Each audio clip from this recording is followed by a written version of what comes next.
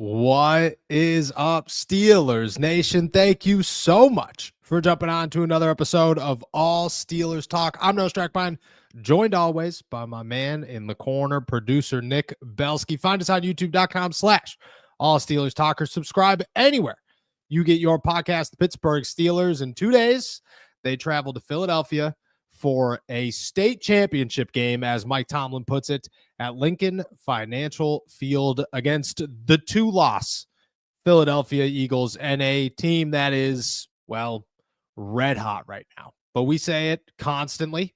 We've said it many times the last couple of weeks. It's not about who's been hot all season. It's about who's hot heading into the playoffs. And, well, this is the time of year where you have an opportunity to get hot heading in to the playoffs. We're talking about three major injuries that will most likely be left off the Pittsburgh Steelers roster in Week 15 against the Eagles. A wide receiver that was released today from the Miami Dolphins that, well, maybe he doesn't solve the issue, but maybe he's a name that's already won a Super Bowl and costs pretty much nothing if the Pittsburgh Steelers decide that they are willing to make a move, and it's Friday, so we're making picks. And I already told Nick before this one, you guys might not like mine. That being said, it's cold, but it's a good day here in the Burgh. I'm excited for Philadelphia. Now it's saying it's going to rain on Sunday, back and forth. I think Philly's just as drunk weather-wise as the city of Pittsburgh. I'm excited to get up there. How are you feeling, my friend?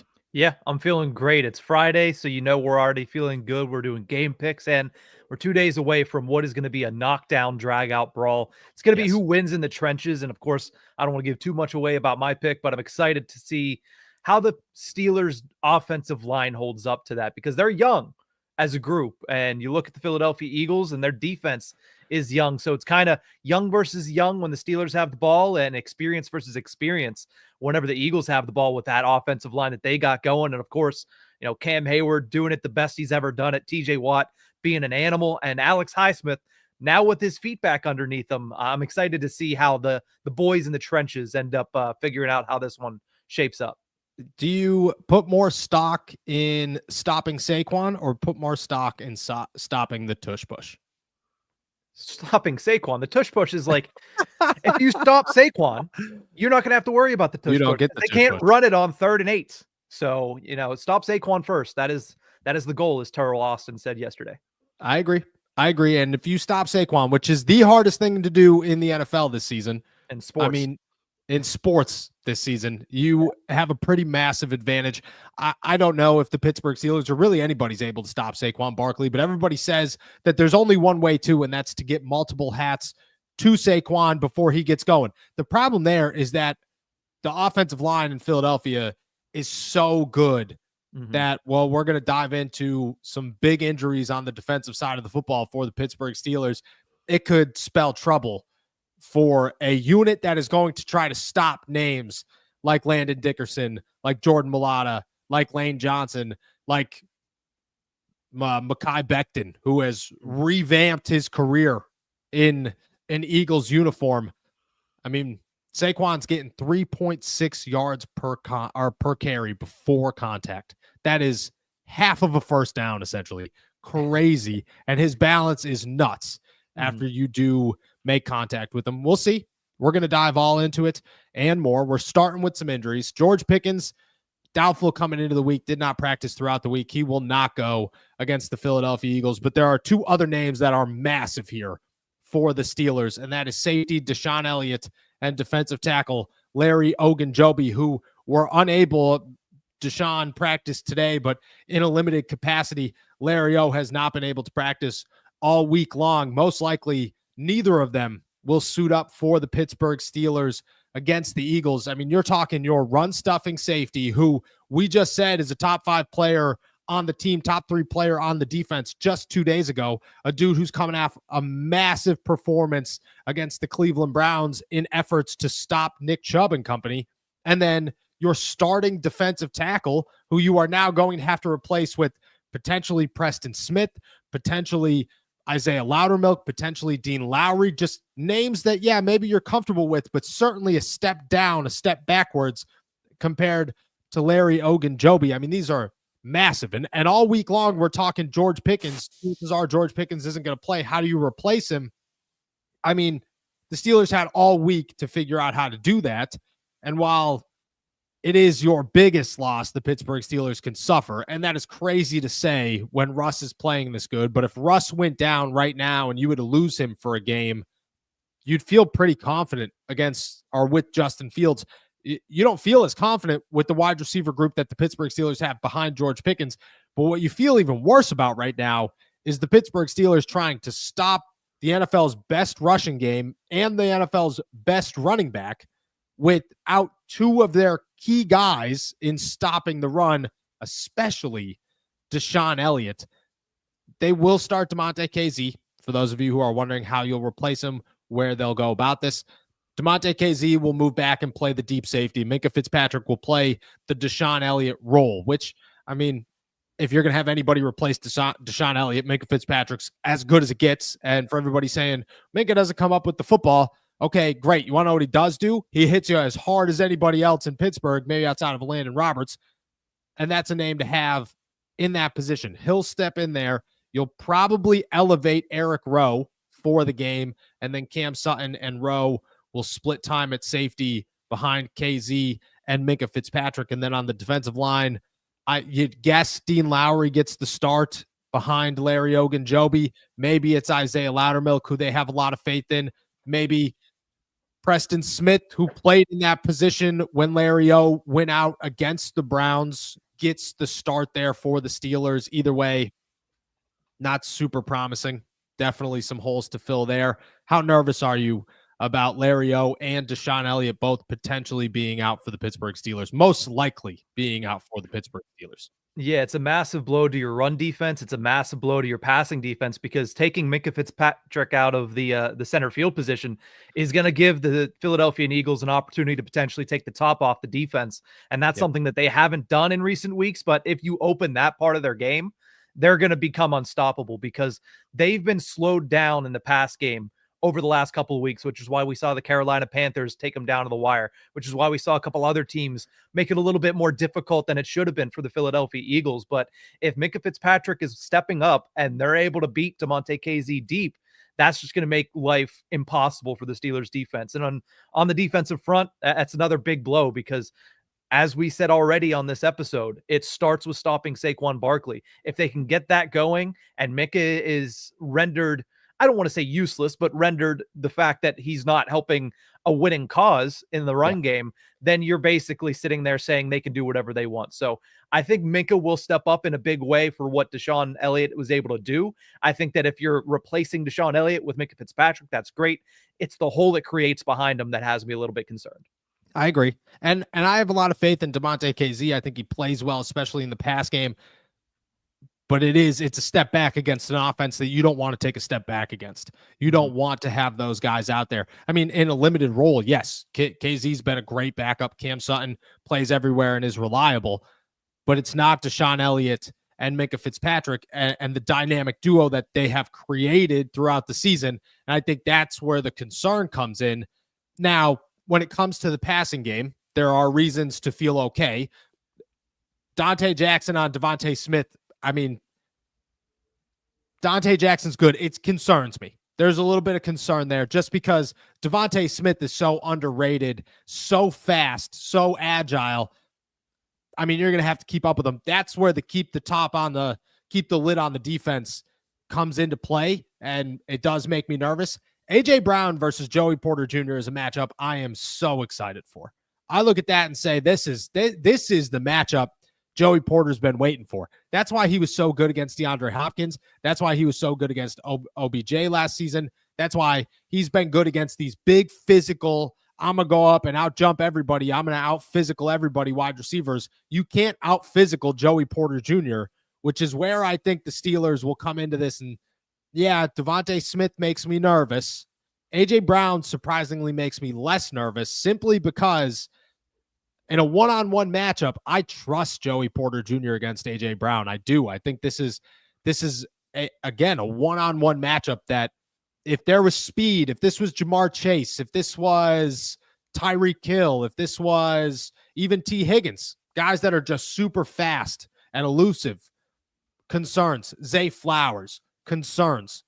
But A.J. Brown is not a beat you with speed guy. He's a, I'm just going to out-muscle you. I'm gonna beat you to the high point type of receiver. And yeah, that's great. Joey Porter Jr. excels in that area of stopping you from getting to the high point. I think that plays in the Steelers' favor. But I also agree with you. Like, this is a major concern for the Pittsburgh Steelers. You were hoping both of these guys went, and there's almost a 0% chance either of them do. But you're just going to have to, especially with the 11-day stretch, you're just going to have to hope for the best. The Pittsburgh Steelers are not going to risk guys. That's the thing here is Philadelphia is a great game, massive game. You clinch a playoff spot. This is huge. Baltimore is next week, and Baltimore is the game. The Steelers are not looking at Baltimore. They're not preparing for Baltimore right now. Nobody in the building is talking about Baltimore, but decisions will be made around what comes next this time of year. This is not week 4 or week 5 where you're going, well, we'll play him here because, we could push the limit a little bit as long as it's not detrimental for the whole season.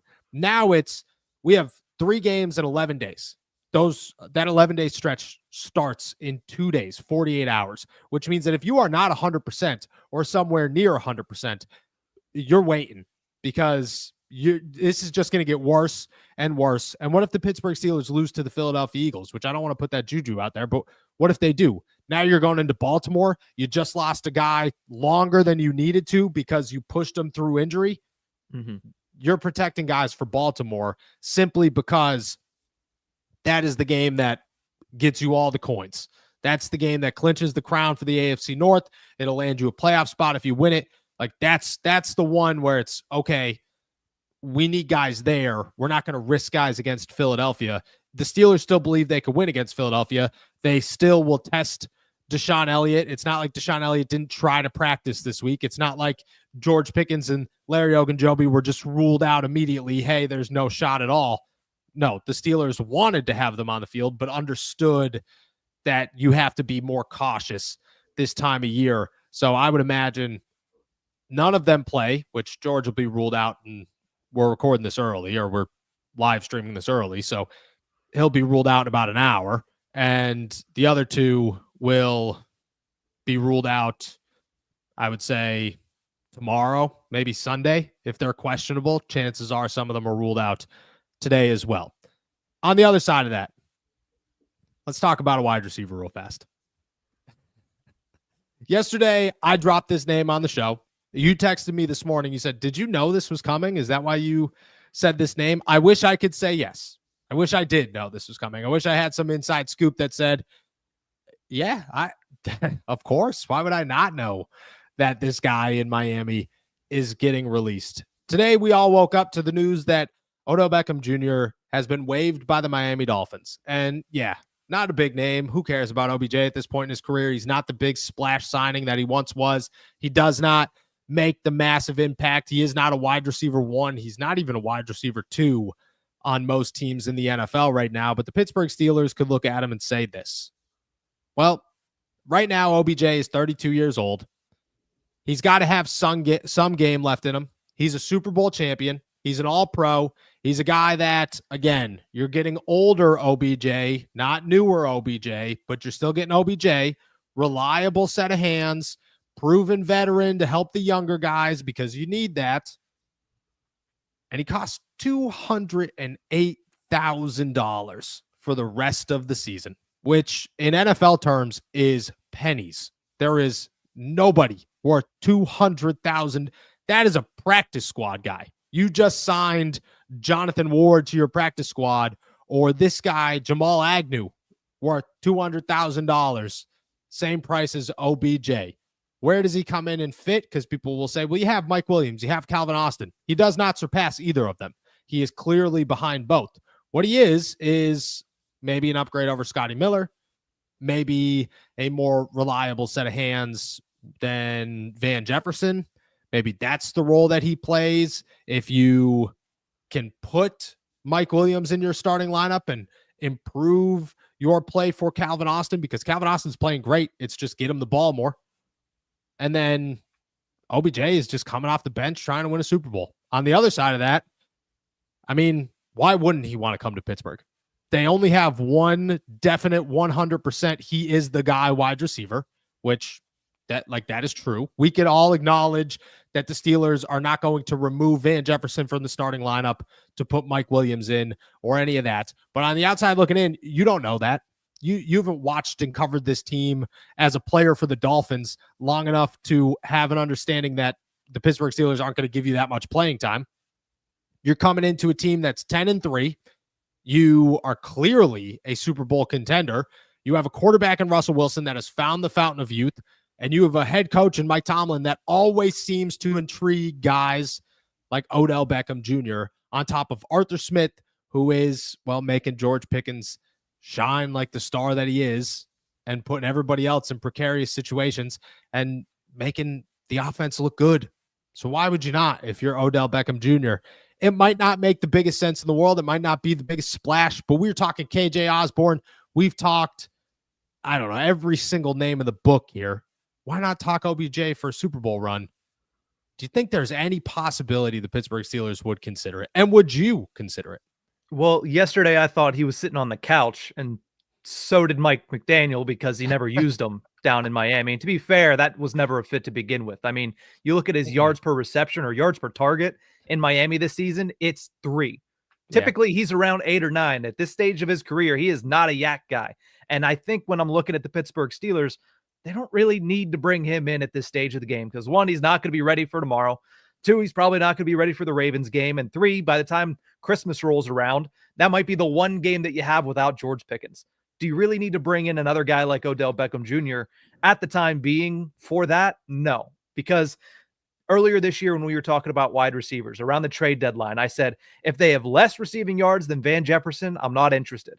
Well, not only does Odell have less receiving yards than Van Jefferson, he has less receiving yards than Scotty Miller. So no, I think at this stage of his career, I think I'm good on Odell Beckham Jr. I'm sure he'll go probably the Ravens. That seems like a good fit since Deontay's probably not going to play for them. I'm sure he could go back there considering he has a rapport with Lamar Jackson, a rapport with the Harbaughs, but I just don't see a fit in Pittsburgh because honestly, at this stage, I understand that they're wide receiver needy. They have been all season long, but trust Mike Williams, trust Calvin Austin. You brought these guys in. You've been saying there's more to come. Let them show that there's more to come. I just don't think they'll be able to get Odell up to speed in time for him to actually be worth bringing in, even though it's only $200,000. I was going to say it's $200,000. What I understand the stock of, well, he's got less receiving yards, but you also just said that he doesn't have the opportunity or didn't fit in Miami's offense. He didn't. Maybe he fits better in Pittsburgh's.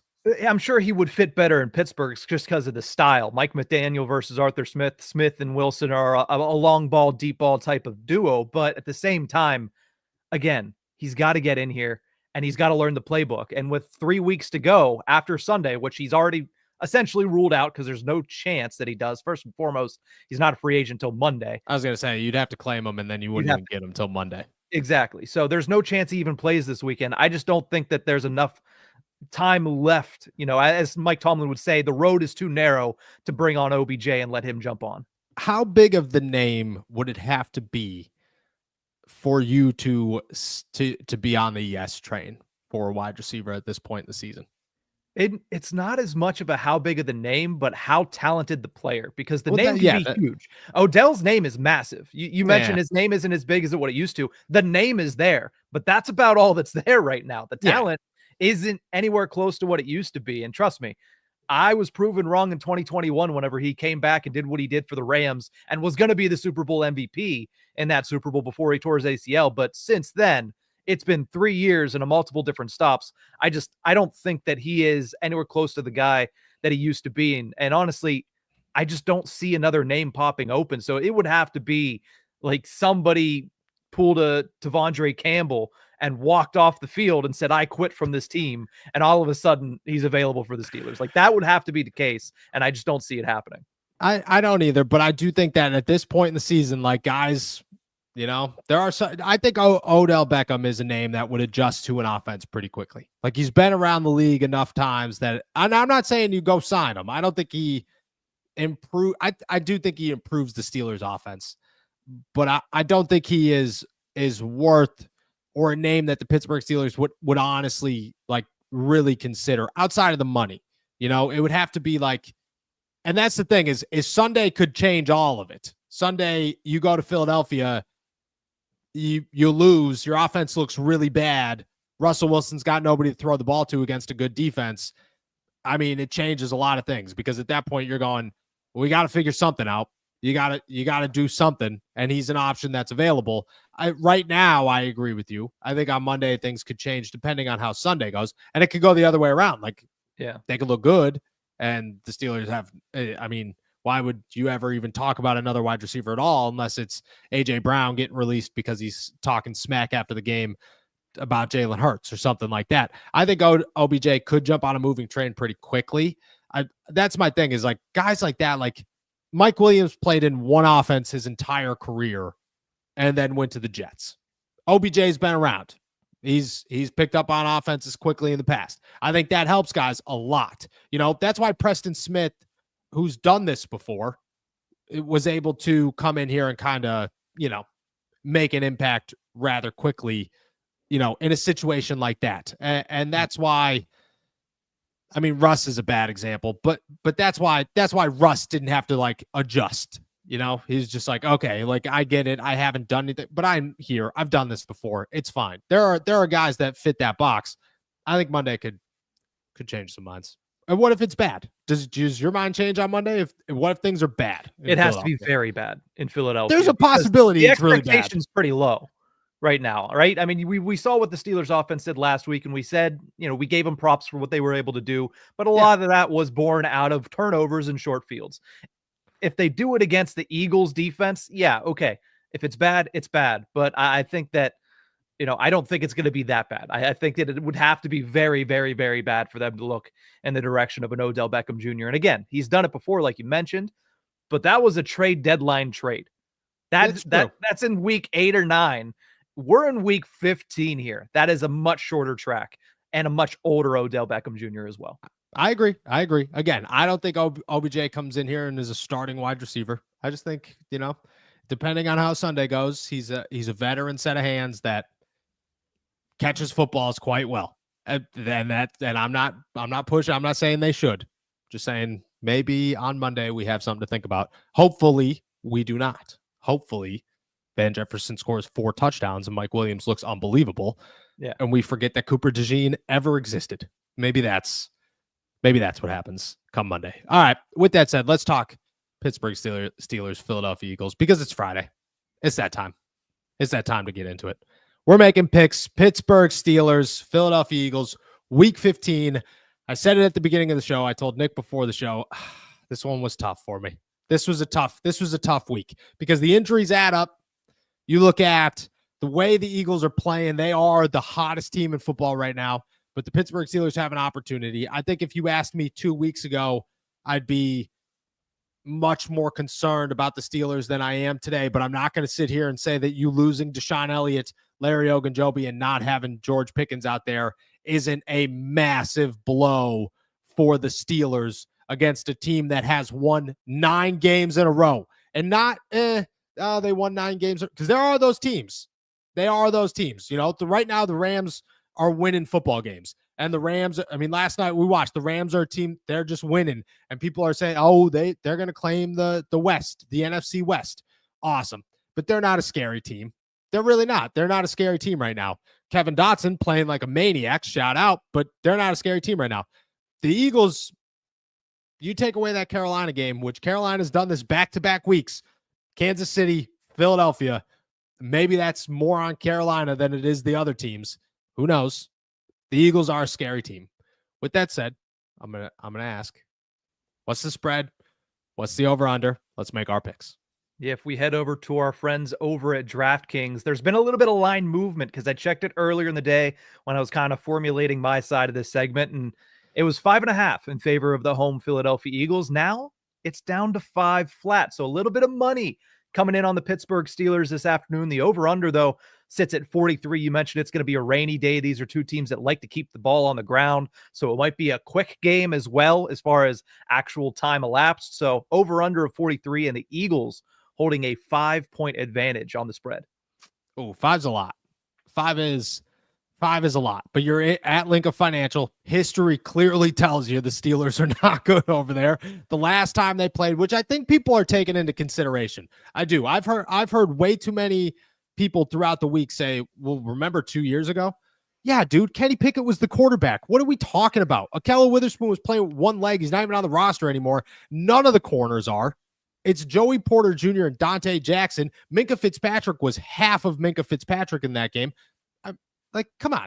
This is not the same. And was that? No, it wasn't. I was going to say, was that the year TJ was hurt? But it was not. This is a completely different team than it was 2 years ago. And at the same time, the Eagles are a completely different team than they were 2 years ago. That being said, I'm going to make a pick here that nobody's going to like, that people are going to be upset with because, well, that just be what it is.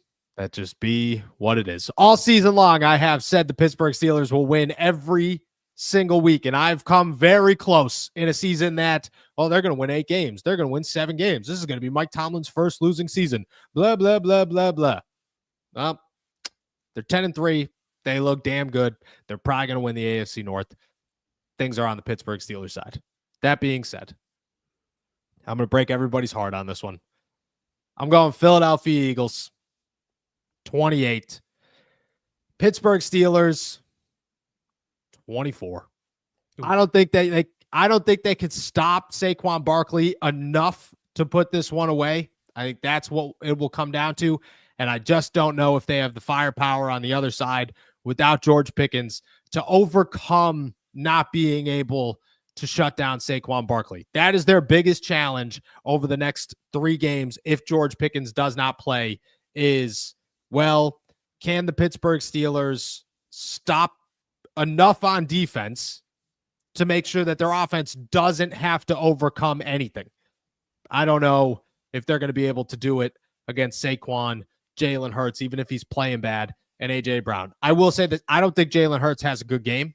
I think this is a huge opportunity for the Steelers defense in that aspect. I think if you could disrupt his motion, things change. And if you could shut Saquon down, massive changes. I mean, my prediction completely flips if you could shut Saquon to under 80 yards in this one. If you could keep Saquon 80 or below, I think the Pittsburgh Steelers win it. But I don't know if that happens. I think Saquon wins this one for the Eagles. I'm going 24 Philadelphia. It's the first one I've picked all season long. You are trailing me right now. I am. Which gives you an opportunity here. But I'm going to toss it to you. What's your pick this week? Yeah, I kind of alluded to how I think this game is going to go whenever the first thing I mentioned was the weather and the fact that these two teams like to keep the ball on the ground. So I think it's going to be short possessions. I think it's going to be low scoring, especially whenever you look at the Philadelphia Eagles. I mean, they've won 9 straight games. They've allowed over 20 points just one time in their last 9 games. Meanwhile, the Steelers, because I was like, okay, I gotta play fair. How many times have the Steelers defense allowed more than 20 points in the past 9 games? Only twice. So the Steelers defense and the Eagles defense both clicking on all cylinders. The one big thing that I also looked at is the Philadelphia Eagles and how they are with turnovers. And like the Steelers, they don't turn the ball over very much. In fact, both teams have only turned the ball over 11 times this season, which is in the top 10%. Or the top 10 of the league, not top 10%. But I think that in this game, there's going to be one time because the Steelers lead the league in turnovers, or I believe are second in the league in turnovers. There's going to be one time the Steelers get a massive turnover in this game. If they can capitalize, they win this game. And I'm going to say that they do.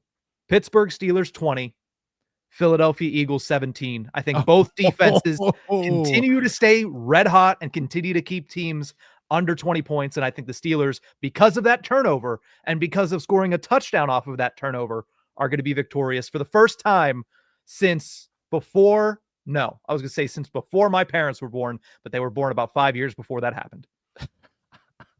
There's your opportunity. Doors open, my friend. What are you trailing me? 2 right now? You're trailing me by 2? Because I didn't pick the 1 week. 2.5. This is your opportunity.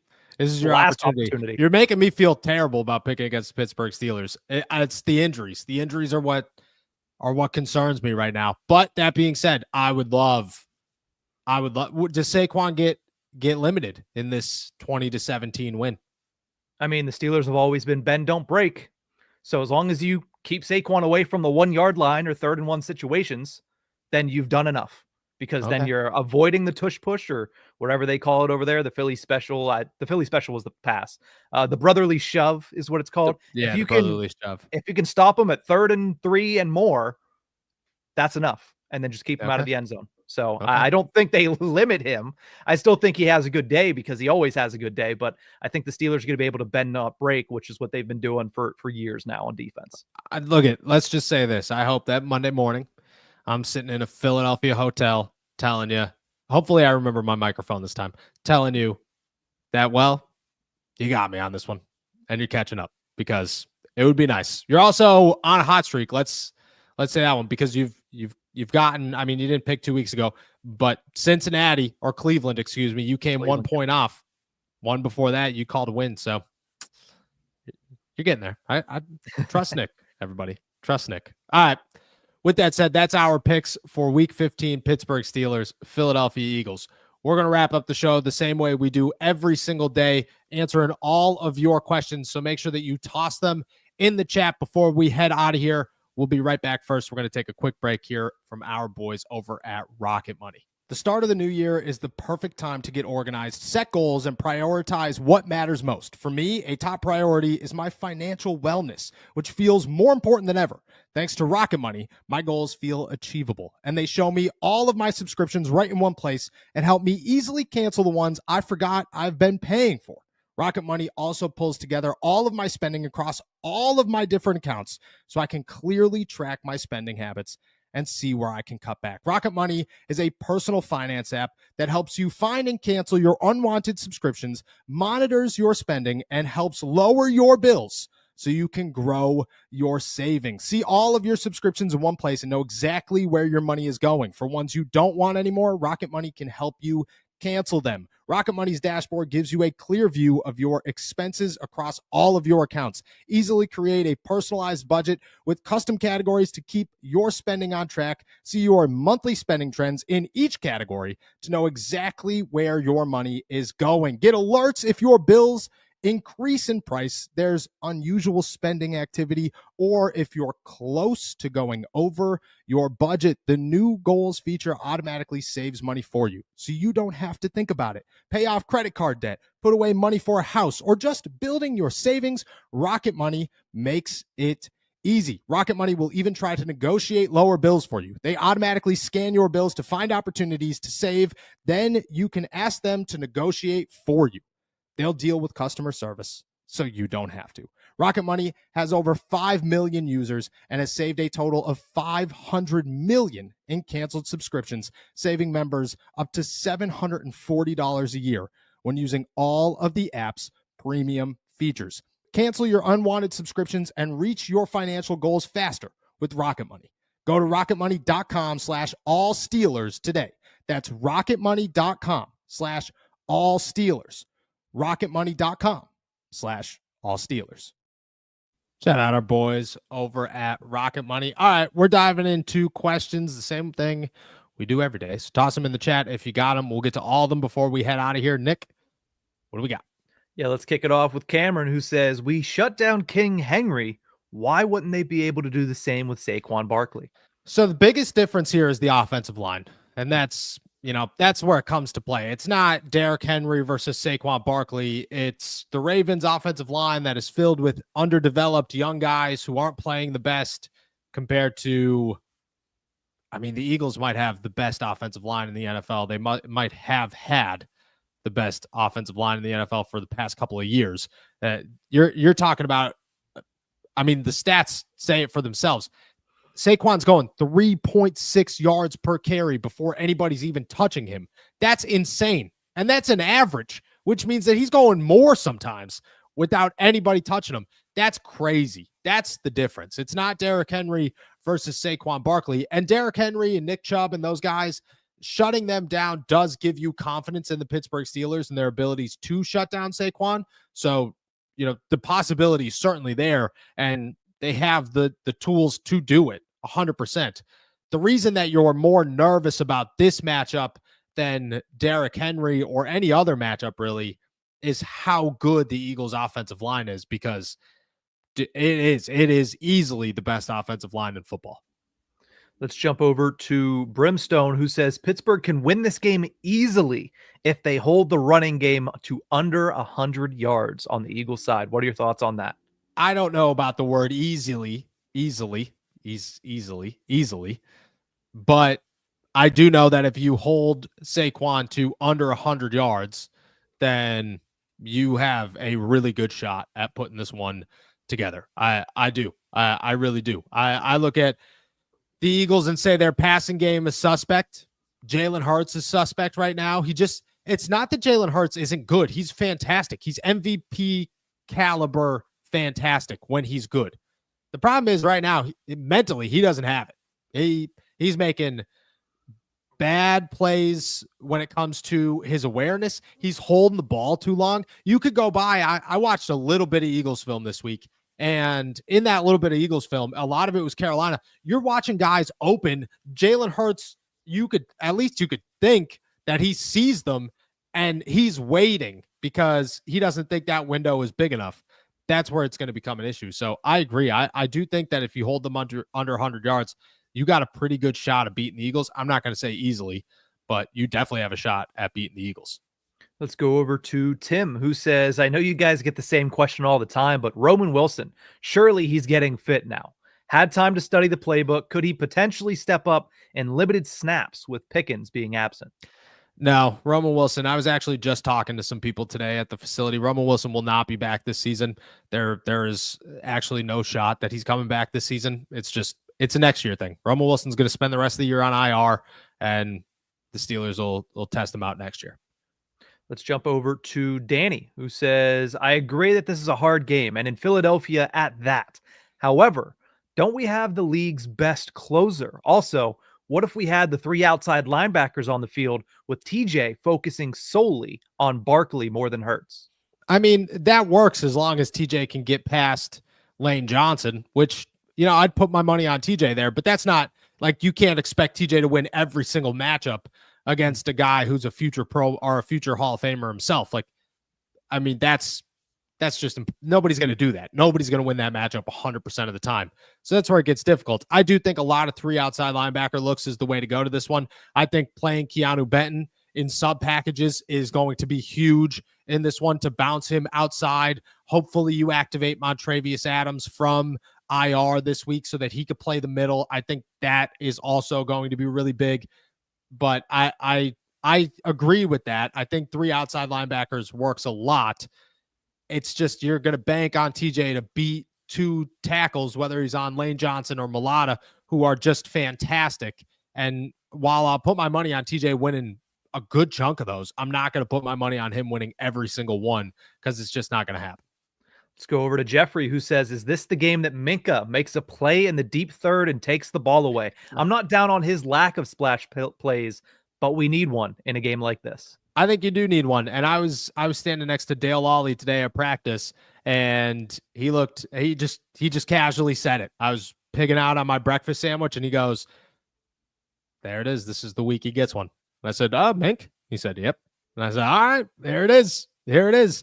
So I think there's a possibility. I like that Minkah's going to play elsewhere this week if Deshaun Elliott does not go. I think that actually helps because he'll be more one-on-one coverage. He'll be allowed to kind of manipulate the offense and his looks a little bit more for Jalen Hurts. Jalen Hurts is not, like I said, mentally seeing the field as well as he should be seeing the field. I think that works in Minkah's favor. I do think this is a game where, we were talking about Joe Burrow or this guy, Jameis was the other one. Jameis, like these are just guys who throw it up and hope for nothing. Yeah, but they're not going to throw it up in Minkah's direction.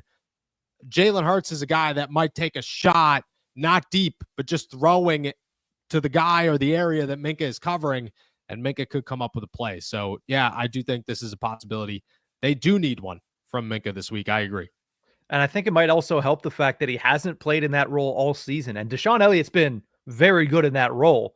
But you move Minkah around, there's limited tape with this year's defense of Minkah Fitzpatrick doing what he's probably going to be doing on Sunday. So it's hard to prepare for it as well for a guy that, as you're saying, is struggling to see the field at the moment.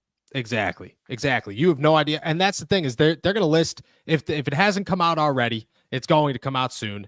And they're going to list Deshaun as questionable. They're not going to let you know if he's playing or not till the end of this. And you're not going to know. I mean, all the way that Mike Tomlin went about this was beautiful. Nobody paid attention to Deshaun Elliott being a guy to miss all season, all week long. It was just like George Pickens. Meanwhile, Deshaun Elliott's standing over there not practicing because Mike Tomlin gave him 2 seconds worth of words during his press conference. That was it. I mean, he went about this perfect. I agree with you. I think it is going to be really difficult because Jalen's going to be thrown for a loop come Sunday. We got a check-in from our buddy Unlimited Moonballs, who says, Nick and Noah, the one and only Mr. Unlimited, the one who is never in danger because he is the danger. The monarch of Moonball, Russell freaking Wilson, has never lost in Philadelphia. Steelers win, baby. Steelers win. I mean, Russ said it himself. I thought that was the best answer ever. That's a Russ answer, dude. That was a Russ answer of him going, yeah, we're taking it. We're all about the next. It's all about the next. And then he casually looked over and he said, but I am aware of it. Yeah. And it's just like, yeah, I know, dude. I know. That's fantastic. I think that's a game. That's what it's going to come down. Can Russ win this one? Can Russ win the game for the Pittsburgh Steelers? This is what they want out of him. Nobody could say no. And again, people are going to be mad at me for this one because this is the one that I went against them. But I'm not going to sit here and act like they can't do it. I think that they very much so can. I think very much so. That's the thing is that the Pittsburgh Steelers can beat anybody in the NFL right now. I'm very convinced of it. But it's going to come down to Russ right now because there's a lot going on. To be honest, it's going to come down to Cam Hayward, TJ Watt, Minkah Fitzpatrick, and Russell Wilson. That's who the Steelers will need to win this game. And on the offensive side of the ball, there was only one name mentioned. That's how big he's got to play. Let's go over to Milk Tanks, who says, do you think Van Jefferson goes 2 weeks in a row with a touchdown and solidifies that wide receiver 2 role?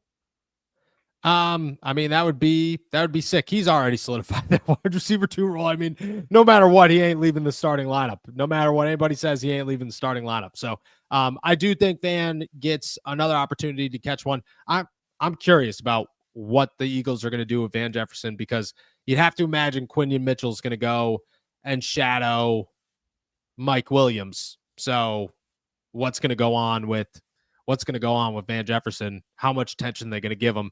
I think that's important. I'm actually very excited to see what Van Jefferson in that matchup do because that's one that, I mean, you might take advantage of, but Van's got to take advantage of it too. Mm-hmm.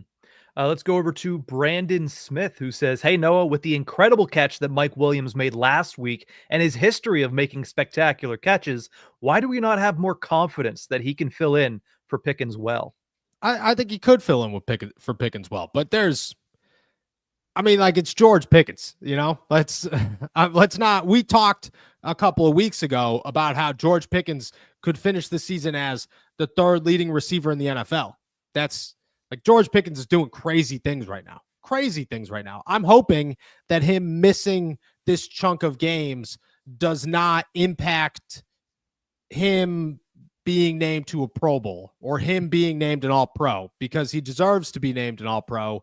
He deserves to be named a Pro Bowler, and I hope that they don't take that away from him. But that's where George's level is right now. George is on a completely different level than anybody else, and I think Mike's going to be good. I'm excited for Mike Williams to get more looks this week and get more time and get more practice this week. That's why, while I'm confident, I'm looking at it with uncertainty. I'm just saying I don't know what to expect, and therefore I won't expect anything because right now Mike Williams is a dude who they haven't given much opportunity to. He played well last week, but even then it wasn't like, he didn't have 100 yards. He had 1 great catch, and, he was reliable.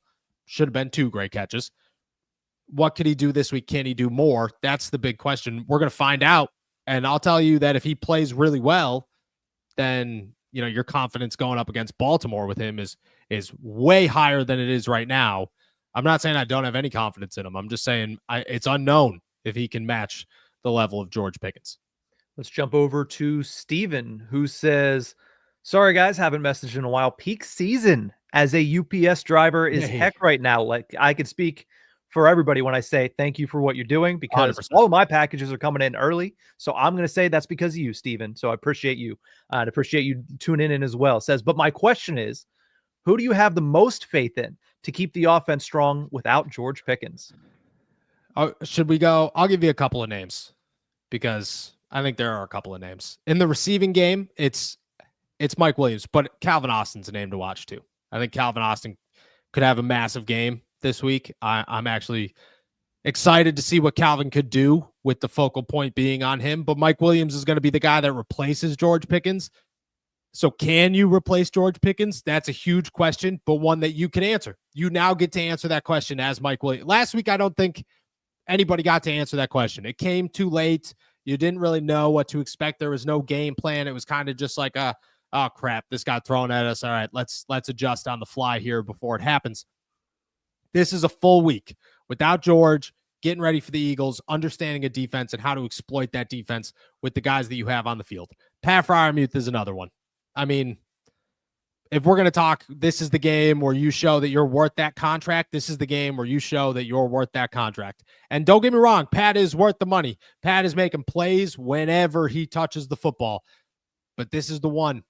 This is the one. You're going to have to beat Cooper DeJean. You're going to have to beat guys like Blankenship if he does play. I'm not 100% with they've been releasing their injury report at like 6 p.m., which is, it should be criminal, to be honest. This is a guy. Pat Freiermuth is a dude who you're going to have to lean on in this very heavily. The running game, obviously, but it's Russell Wilson. It's Russ, man. Can Russ do it? Can Russ keep it together? Can Russ be the guy that leads a team of misfits? Let's call it what it is. A group of misfit wide receivers. Can you get them to the promised land over the next couple of weeks? Win your claim your playoff berth, and then win the AFC North next week. We're going to see. It starts here in Philadelphia, but I'm going Russell Wilson. That's my big name. Let's jump over to Eddie the Great, who says, Nick and Noah, do y'all exchange Christmas gifts? Also, what do you get the Steelers/Penguins fan that has everything? Yeah, we do not exchange gifts because Nick lives like 6 hours away. So yeah. Happy holidays, pal. We also work, although we aren't going to do the pod on Christmas this year. So that'll be nice. It'll be nice the day after. What do you get the Steelers/Penguins fan that has everything? Does everything include tickets to a playoff game? Yeah, that's where I was going. Tickets never go out of style. Tickets never go out of style, especially a nice January game, Acrisure Stadium. I mean, maybe the revenge for Russell Wilson. Let's not forget that part of the narrative here. That could be the Russell Wilson revenge game that we missed in week 2. Just saying, could be a good one. Could be a good one. Let's go over to Unlimited Moonballs once again, who says, who's your biggest X factor in this entire matchup? I'm thinking Landon Roberts has to outdo himself once again against Saquon Barkley. I would like that answer. I do like that answer. Landon he's been a focal point all week for this one. I do think he is an X factor when it comes to stopping Saquon and will be huge in doing so. I see a lot of Landon on the field, and especially with Jalen struggling and throwing the shorter passes that he does. I mean, I could see Landon being on the field a lot and playing a ton in this one. But Minkah Fitzpatrick's going to be my X factor in this. No Deshaun Elliott. You're going to play a new role. You're going to have an opportunity to make some more impact. Go make it. Go be that guy. Go shut down an Eagles offense that you need to shut down to give your team, your offense, who is going to face a phenomenal defense, the capabilities to win. That's what it's going to come down to. So I'm going Minkah. I think Minkah could play a huge role both in stopping Saquon Barkley and stopping the passing game. This is it. Go ahead and show everybody hey, dude, I'm still Minkah Fitzpatrick, even though a lot of us, me and you included, constantly say it's Minkah still Minkah. So go prove yourself. Let's close it out with this one from 42 Steck, who says, Noah, I need the Pitt defense hat. Where can I get it? It's the one that TJ's always wearing that says Pitt, and it has the P, kind of looks like a defense, D for defense as well. I want to say it's somebody's brand. I believe it's in the locker room. Yeah, I don't think it's TJ's. It might be TJ's though. I don't remember. One of the players walked around and handed them out to everybody like a year ago. I don't remember who it is. I don't think you could get it at the team site. Let's get back to this one. Let's get back to this one on Monday. I'll do some investigating over the weekend.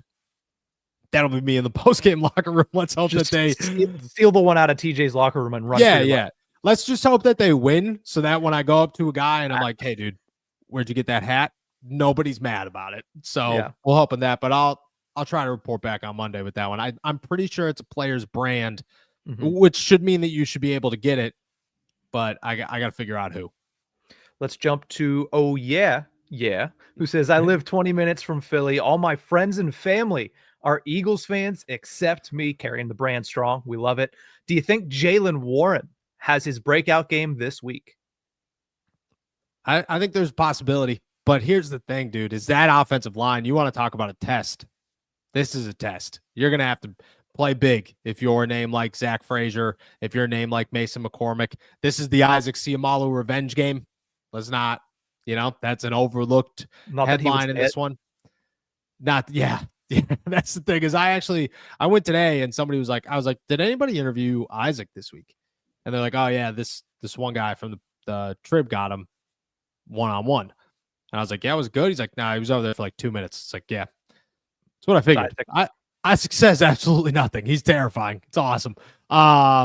It's the offensive line. I think Jalen's going to be a guy that you lean on in this, but also at the same time, like Najee's a punch in the face type of running back, and you're going to need that in this because if you're not getting anything going, at least get 3 yards every single time. Get 3 yards. Set yourself up for a 3rd and short. That'll be helpful. I do think this could be a big Jalen game. It's going to come down to that offensive line, though. That offensive line is going to have to play their butts off. They have not had a challenge as big as this one all year. That's a wrap for today, then. Awesome. With that said, guys, we are heading out of here. Thank you so much for jumping on to another episode of All Steelers Talk. Make sure to subscribe to us on YouTube, youtube.com/All Steelers Talk. Check us out anywhere you get your podcasts. And as always, find us on si.com/NFL/Steelers. We'll be back on Monday. Remember that we have the walkover popping out in hopefully what is not a freezing cold rain Philadelphia as I'm making my way to Lincoln Financial Field on Sunday afternoon. But the city of Pittsburgh should be a good one. So enjoy it. Enjoy another beautiful day in the Burgh.